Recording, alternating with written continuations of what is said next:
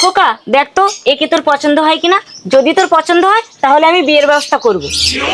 হ্যাঁ, দেখতে তো বেশ ভালোই, কিন্তু মা মেয়ের বাড়ি কোথায়? এর বাড়ি তো বারাসাতে। এ বাবা, তাহলে তো আমাকে বাসে করে শ্বশুর বাড়ি যেতে হবে। হ্যাঁ হবে, তাতে কি হয়েছে? না না, এ বিয়ে আমি করতে পারবো না, এ বিয়ে ক্যান্সেল। আরে তার মানেটা কি? মানে কিছুই না, আমি বিয়ে করতে পারবো না। আরে বিয়ে কেন করতে পারবি না, কারণটা তো বলবি।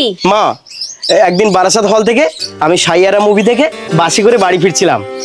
কিছুক্ষণ পর একটা সুন্দরী মেয়ে এসে আমার পাশে বসলো। হ্যাঁ হ্যাঁ, তারপর? তারপর মেয়েটা আমার বুকে মাথা রাখলো, ঠিক সাইয়ারা মুভির মতো। আমি না মেয়েটার প্রেমে পড়ে গেলাম। হ্যাঁ তারপর বল। তারপর তারপর মেয়েটার মাথায় আস্তে আস্তে করে আমি হাত বুলাচ্ছিলাম। ও বাবা, হঠাৎ দেখি মেয়েটা অকাক করে আমার গায়ে বমি করে দিল। তারপর? তারপর আর কি, তারপর সেদিন থেকে প্রতিজ্ঞা করলাম বারাসাতের মেয়েকে বিয়ে করবো না, আর বাসে করে শ্বশুর বাড়ি যাবো না।